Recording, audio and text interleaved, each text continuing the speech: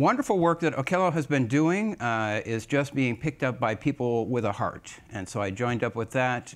People like Susan Sarandon and Mary-Louise, Gary Pluchak, who is an awesome trooper in New York City.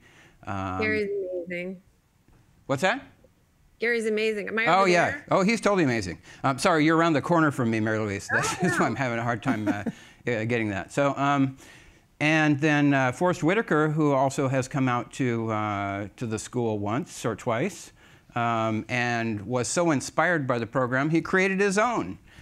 So Okello is an amazing guy who's going to be telling you his story, so I don't need to introduce him much except to say that from an early age he had a passion for the arts. So dancing, music, comedy, you name it, this guy does it. So you're going to be really impressed and excited to welcome him here to Sunnyvale, to the USA. Thank you. Is he going to sing? Are you going to sing? Yes, I'm going to sing. You can't stop that man from singing. All right, so I think, Mary-Louise, I just wanted you to talk a little bit about your visit to HopeNorth and your experience there, and generally your experience, in Uganda, and then from there I give a little bit of my story too, because I think you are such a big inspiration in a lot of the work that I've done. Yeah. Well, Okello is my best friend and doesn't really like to talk about himself so much, so maybe I'll say a little bit about Okello. Wow, I met Okello. Somebody thought I might be interested in HopeNorth because I was working with this charity called the Heifer Foundation. And he introduced me to Okello, and I was so, I don't know, I was so captivated by him and so moved that I started planning our event, within like 45 minutes of meeting him. And then he, came to my house after that, and we vacationed, and I came to, Uganda multiple times, and we've been to Nairobi together and to, everywhere, lots of places. We've traveled a lot together. And I don't know how to characterize his story except to say that if what we're talking about today is about healing, then I think he's he would be the Zen master, I think, at conveying how to go about that or how to go about approaching that, because he's had a lot in his life. He's had a lot of challenges. It's probably the way he'd phrase it. Probably to our Western vocabulary, somebody would say, a lot of tragedy, a lot of heartache, a lot of trauma. He's been through all of it, and he was kidnapped by the rebel army as a young teenager, and escaped and found his way to the slums and slept on the ground of a friend, of a relative's. He found some kind of shelter and carried pails of water for, change to start making money, till he eventually managed to put himself through school and become a successful comedian and dancer, choreographer. He discovered he had a way with real estate. I'm not bringing up all the trauma that he's been through because there is quite a bit, but I kind of wanted to focus more on what he's done with that. And we were talking this morning about healing, and I guess, I don't know if I believe so much in healing. I don't know if I believe you can fully heal from things. You can, I feel like if something's cauterized, or if you have a wound, you can grow back new skin, not to carry the metaphor too far, but it's like you can grow yourself as a result. And I think it's what you do with that. You look at the people around you once you're in the process of trying to move forward. Sometimes that's really slow. And sometimes things just, sometimes things just hurt forever. you know, and you can't explain that. And sometimes you can't fix them. Sometimes you can't heal those things within yourself, but you can look at the people around you and say, what can I do? You know, what can I do for the people around me? What can I do for the people I don't know? What can I do for the people who hurt me? Because the greatest opportunities come not always from the people who love us and support us, but from the people who challenge us, you know, and who keep us down and who hurt us. And that's something that Okello understands. And I've seen him do it up close in numerous ways, big and small. And it's something that I try to learn every day. You know, when you have a conflict, you want to come back at the person, you want to win, you want to challenge somebody back, and it's always an opportunity to do something good, right? You know, sometimes, obviously not always, but it's an opportunity. So that's what we were talking about this morning, and he can probably say it a million times better than me.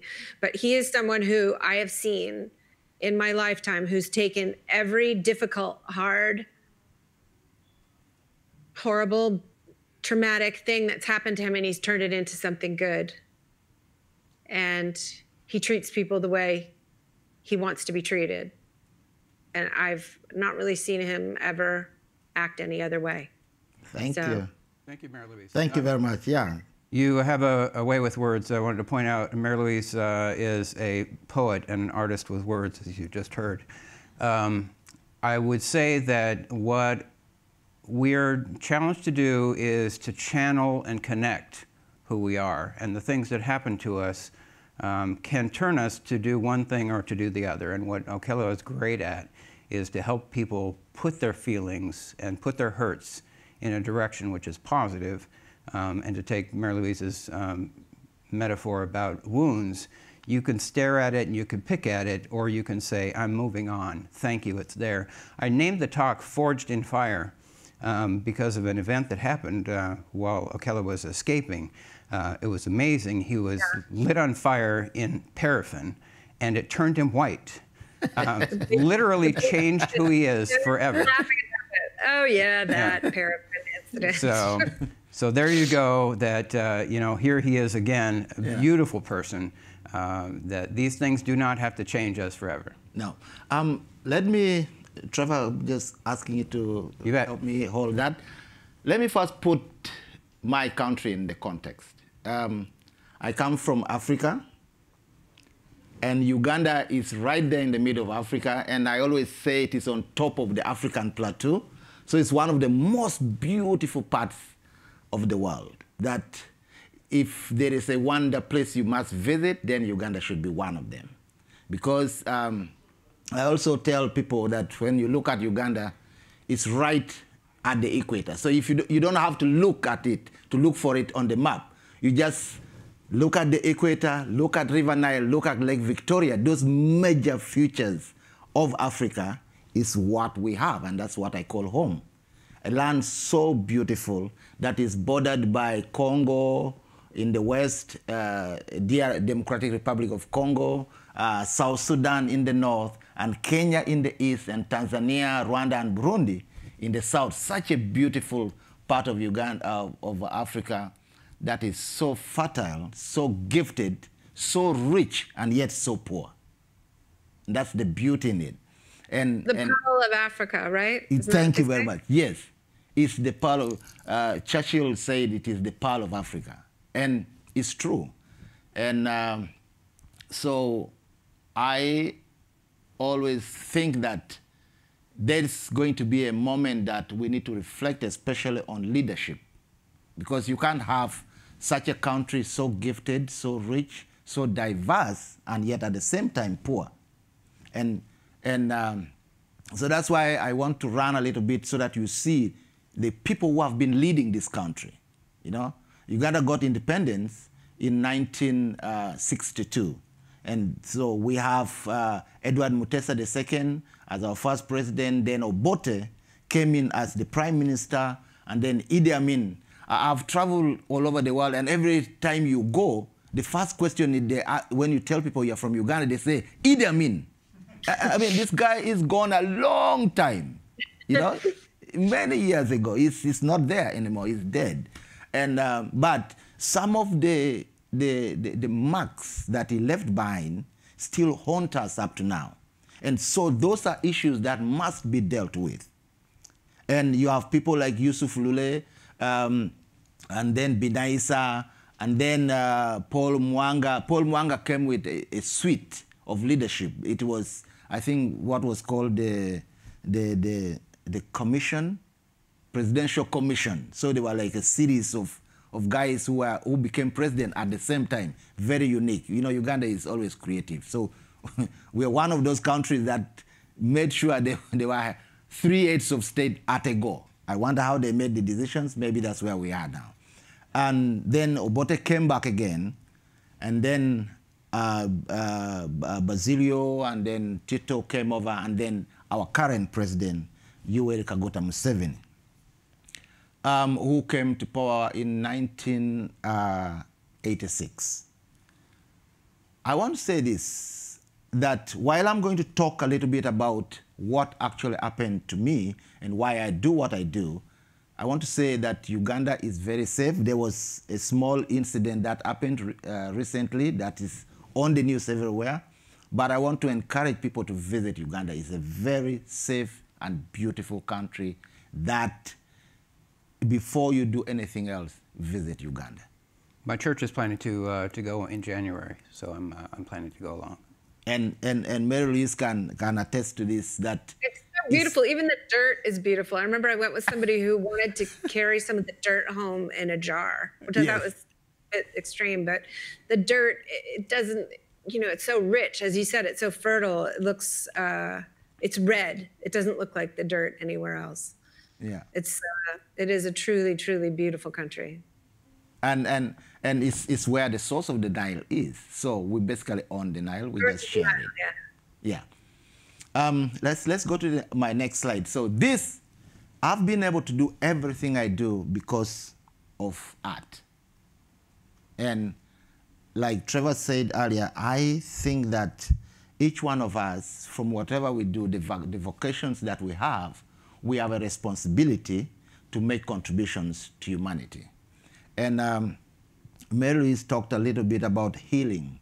And if we are going to discuss the process of healing today, I think that healing gives us hope.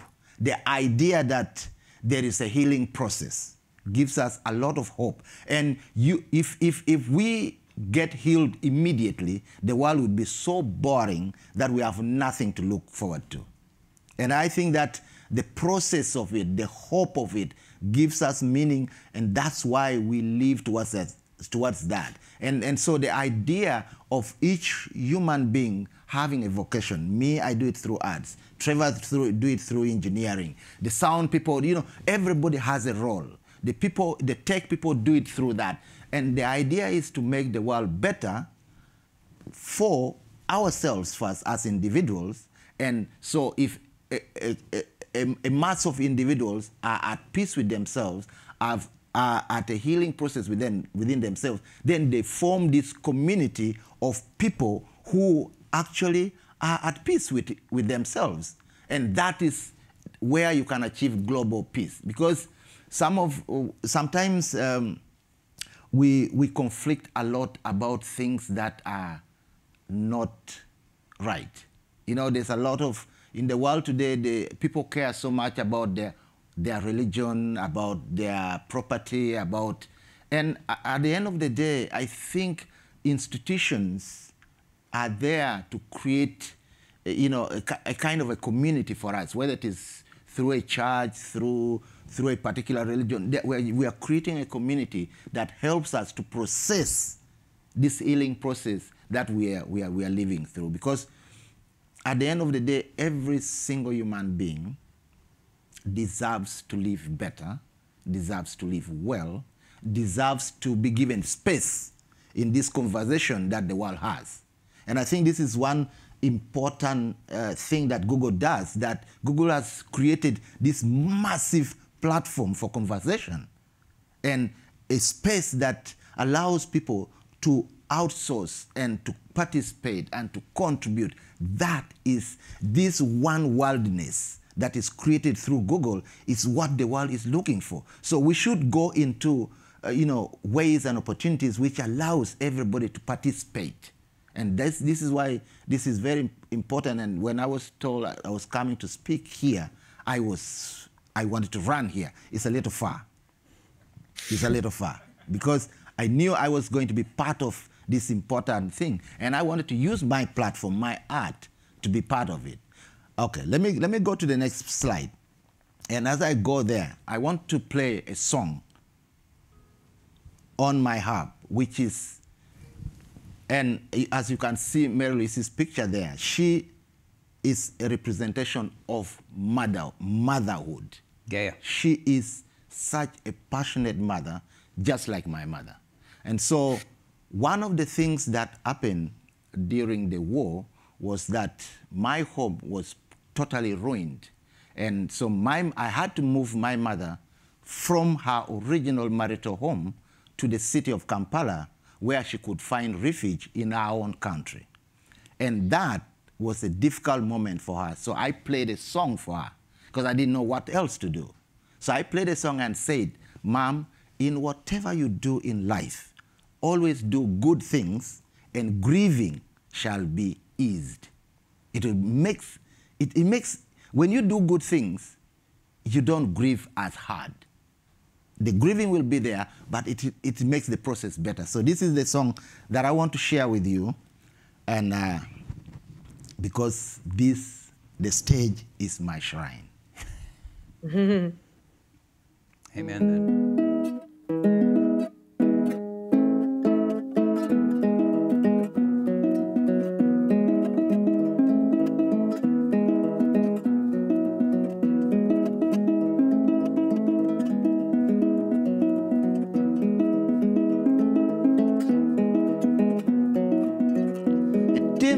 Lobo makelo kujo mera kuni woro ruodlu banga niada we kelo log weng makelo bal yen we lobo miro ku uchi jogada okelo in kuni woro la chwe chen no chwe in wano go inyi madawa poe ruodlu ba chel mo we lobo ni miro ku tim jami lobo makelo kujo mera kuni woro ruodlu banga niada we kelo log weng makelo bal yen we lobo miro ku latina ma chi jagada kuni woro la chwe chen no chwe wa wano gwinyi madawa po erwallo ba mera we lobo miroku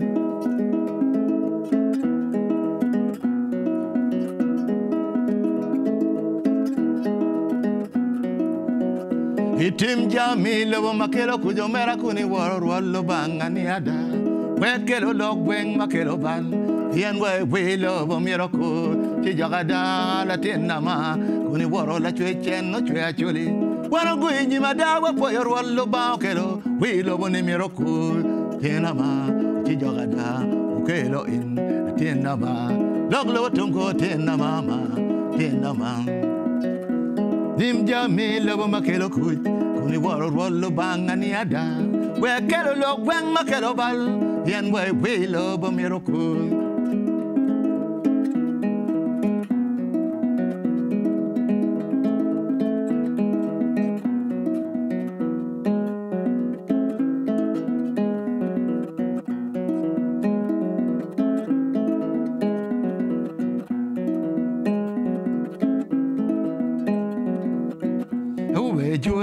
wakada latina ma waro wakeya waro yon waro lidakra awe jole waro wakada latina ma waro wakeya waro yon waro lidakra haboga weya la goro winko me chunaba winko mara goro wa chi chaboga bago de kwe ngom donki mon nyaro ba o tero piem mi kom dana ru ya te nera.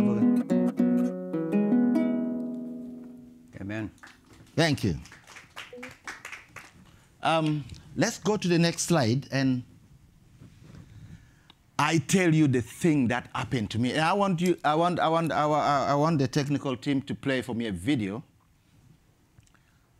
and it's just a short video that gives you the background of what I'm talking about today.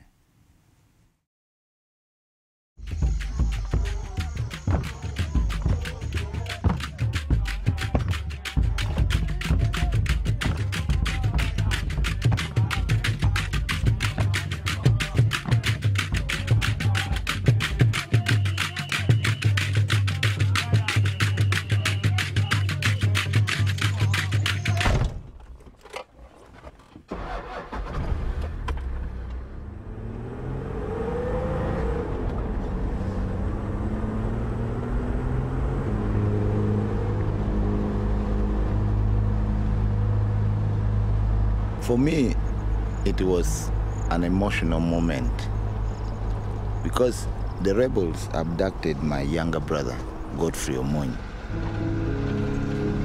This was one of the biggest abductions in the north. 50 children were abducted. And eventually, of course, just to cut the long story short, they killed him. And then there was a big massacre in my village. 300 people killed.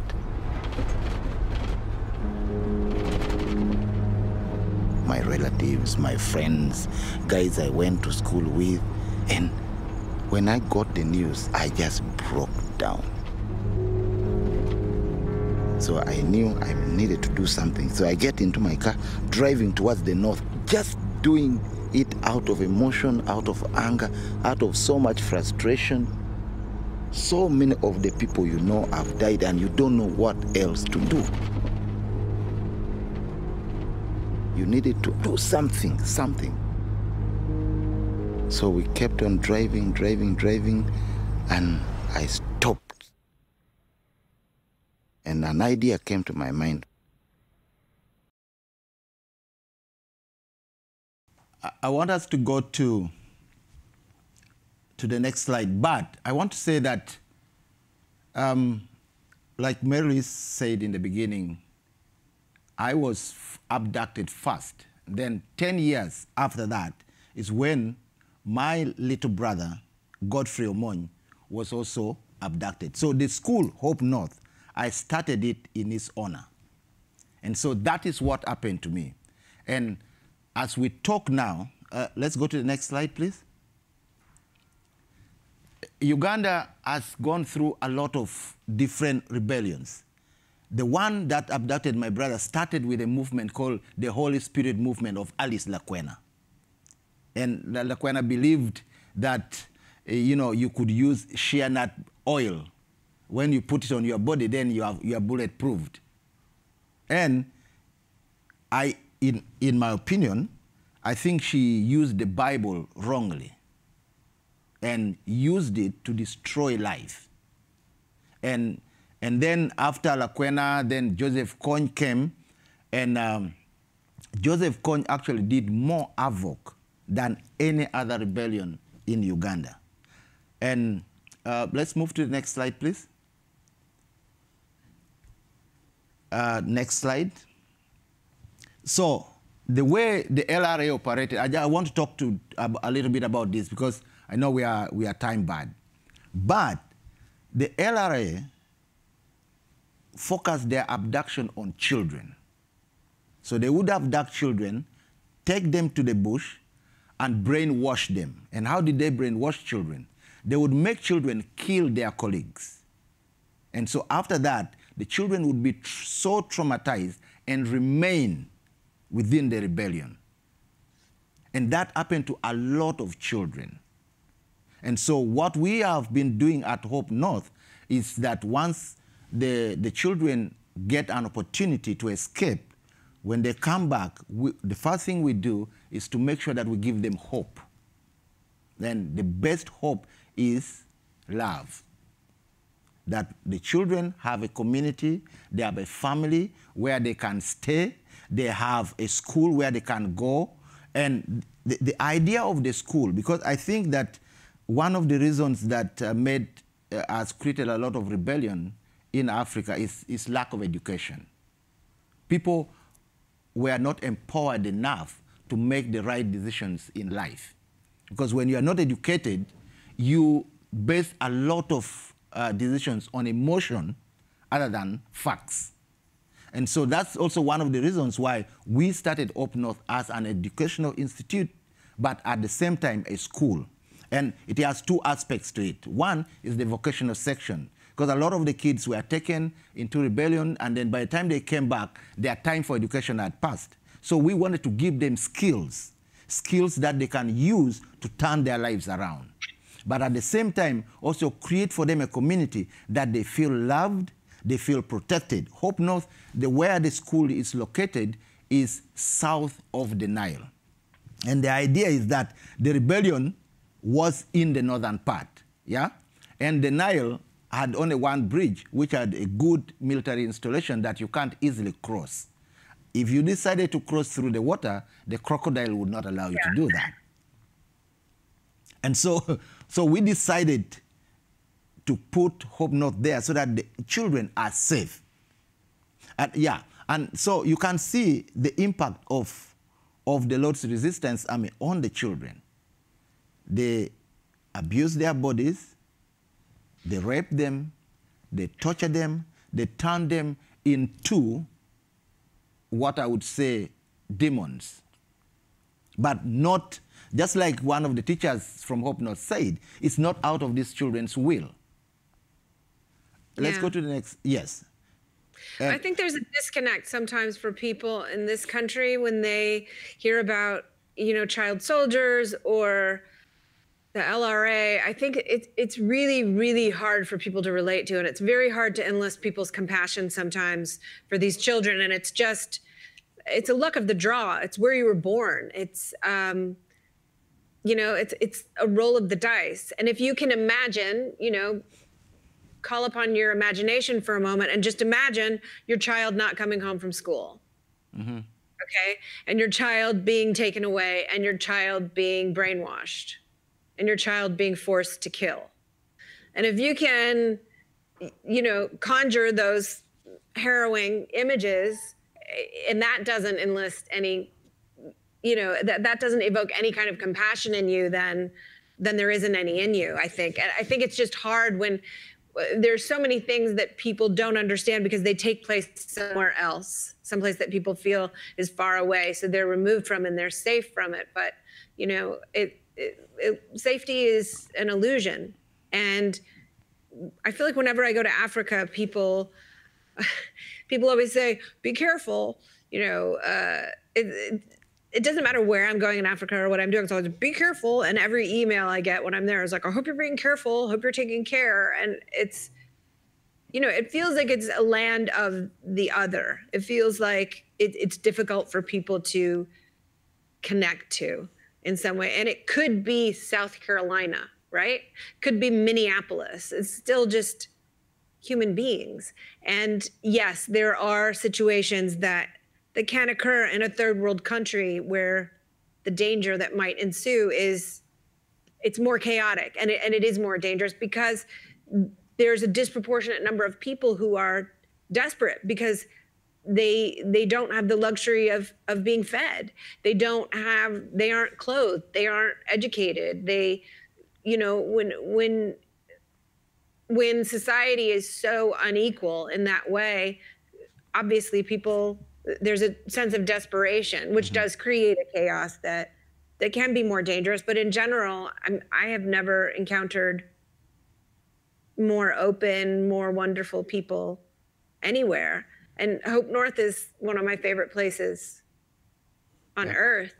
And I feel like I think sometimes, I know I'm guilty of this. Sometimes you think like, oh, well, what can I do about it? Or how can I help? Or you can honestly just go. And I think as I got older, I realized I have this bizarre, now it's like I have a different kind of understanding of autonomy. Like if I want to go there and offer to help, I can. I don't need permission. I can just call them up and say, can I help? Can I go?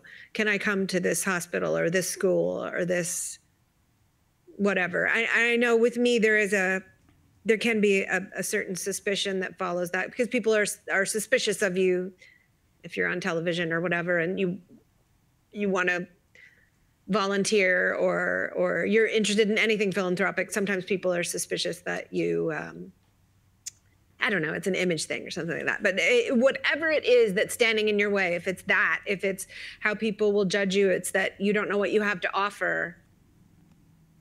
All of the best experiences in my life, aside from my children, I guess my children as well, were because I just went, you know what, I don't want to die having not done this because I wasn't sure if I was qualified, if I was right, if I could do it, if I would be good at it.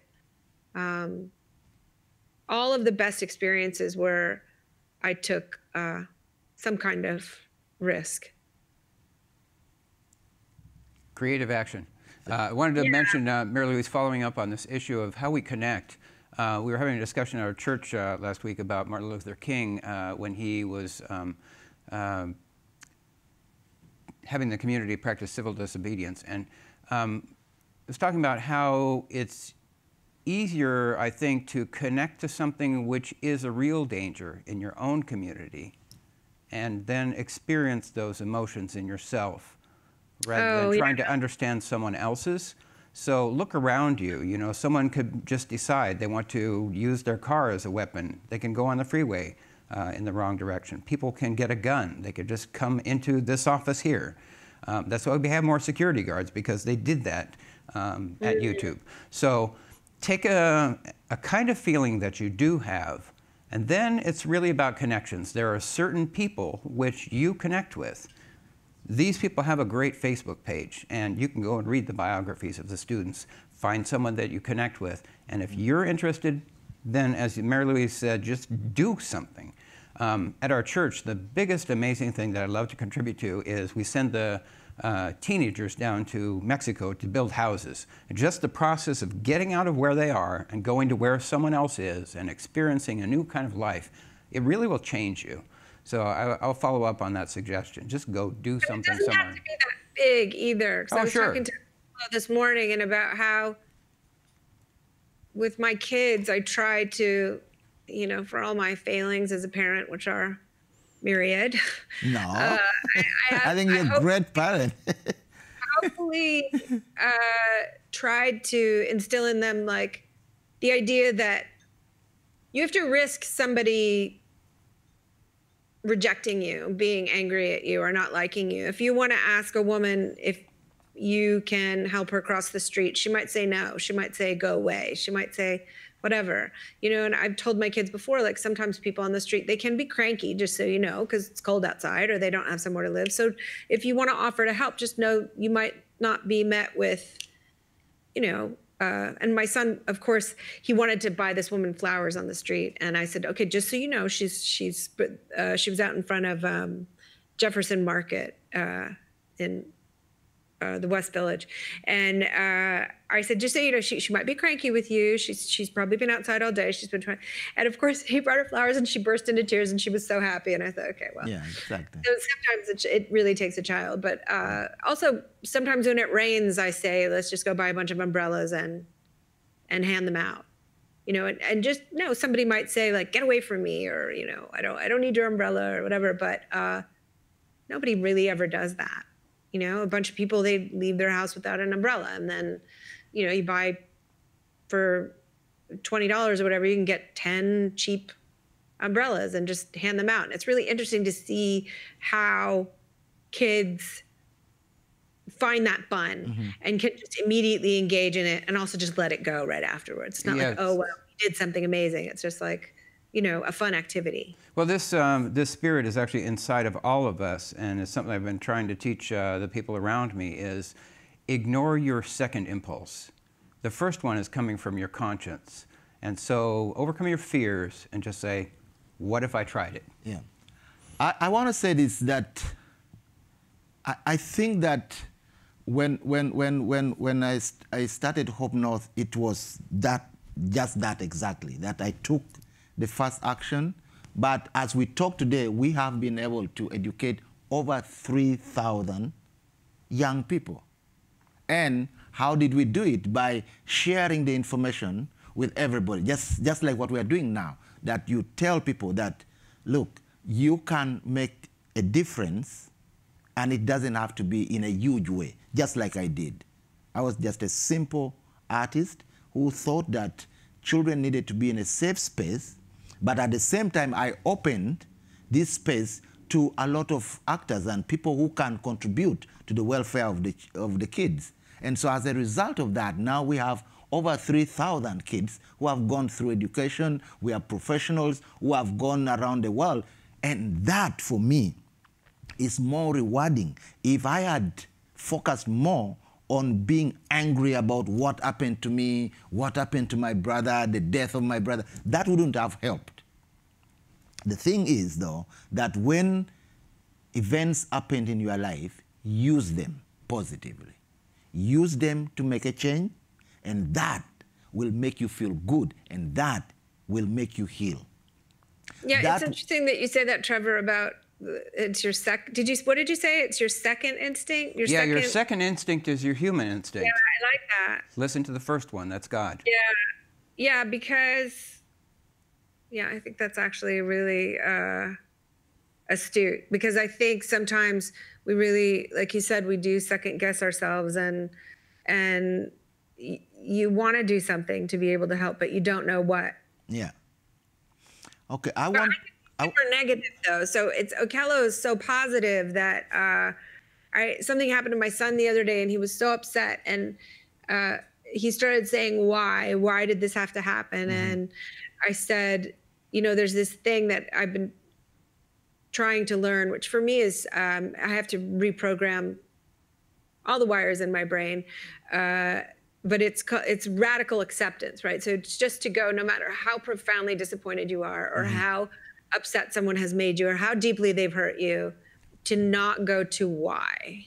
Because it's unanswerable, right? So not even to say it out loud, to just go, this is what it is. I said, because you will always be so disappointed by asking why. It'll only make you feel worse, because it's unanswerable, because it just makes you sort of, like roll around in the muck of persecution and why me and all that. And it's very easy for me to slip into such a super negative place. And this idea of just saying, this is what happened, is what I really striving to be able to go to that place. Even if I don't go to it first, even if I get to it third, just to be able to say, this is what it is. Yeah. So what am I going to do with it? Yeah, what now? Okay, I want to play a quick video again, and then we should be moving towards the end. Then we can ask a few questions and interact a little bit. Yeah, and if anybody wants to go to HopeNorth, I'll give a tour. I just wanted to say that. Okay, great, fantastic. All right. My name is Okello Sam. I'm the founder of HopeNorth Uganda, which is an organization to support children who were directly abducted and affected by war in northern Uganda.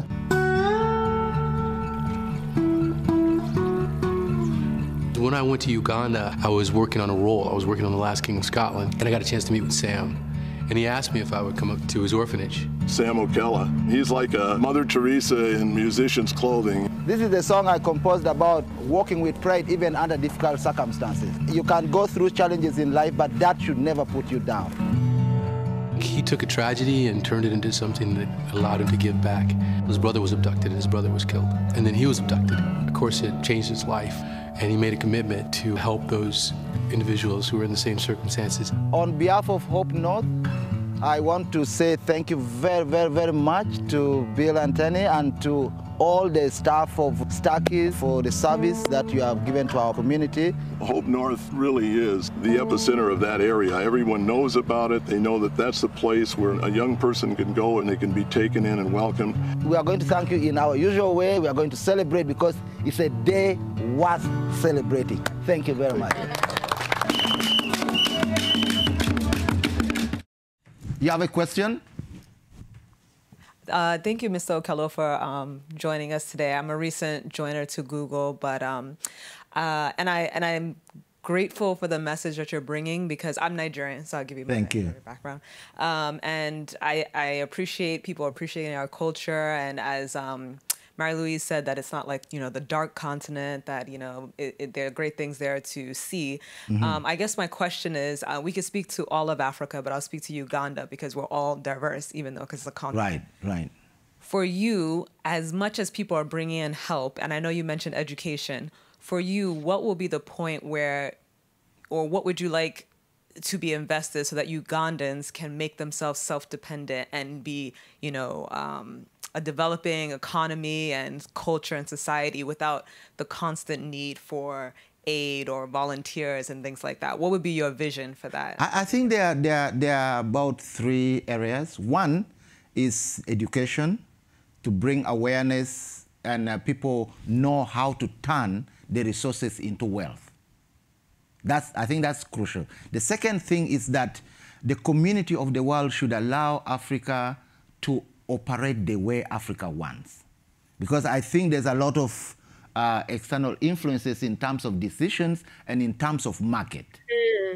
And I think that there's need to allow Africa to operate within the market context that Africa offers. And for me, one of the reasons I am so much involved in using the indigenous art as a tool to advocate for peace around the world is that Africa has a rich culture to offer, and culture in terms of people's civil ideas, people's ways of business and creation and science. And I think that to suppress that, the world will lose. And the third element is for us to be aware that the creation of boundaries and borders are just artificial. Human beings are one period, same blood, same feeling. A child that cries for food here has the same feeling that a child that cries for food in South Sudan. Yeah, I wanted to answer this, Sam, because it's really an important thing to realize. The place your statement is coming from, we had a really great message from our pastor called False Dichotomies. When you look at what you've said, take a look around you at Google. Notice how people from other countries are buying properties. Notice how people from other countries are coming here to aid, right? We have engineers and all walks of life coming to the Bay Area in order to contribute to the USA. Why can't Uganda be the same? It's a great place to go. Why wouldn't people want to go there? Let's fix that. Yeah. Well, and one of the other things Okello has not mentioned is that one of the reasons for the school itself is to protect that culture, the Acholi people, to make sure that the background, the heritage of the peoples is still retained. And I think I have hope that there's going to be a fantastic world tomorrow. It doesn't have to happen when I'm here. But the thing is, there must be a conversation. There must be a constant conversation. There must be a platform where we all come and talk. Not fight, but talk. Yeah, I think that all the polarizing, even like comments like, you know, the shithole countries or whatever, it's just everything that sort of leads to more polarization and separation is just, it's not good. Even as a joke, even in jest, I don't think it's helping anyone. Because like you said, it's boundaries. They're artificial, you know. Well, Okello, we want to thank you guys both so much for joining us. We here at Google are so appreciative of you guys coming and you sharing your experiences with us. And MLP streaming in from New York, thank you so much. We've really enjoyed this. Thank you, Trevor, for arranging this. I'm really grateful to you. My pleasure. Thank you. Thank you very much.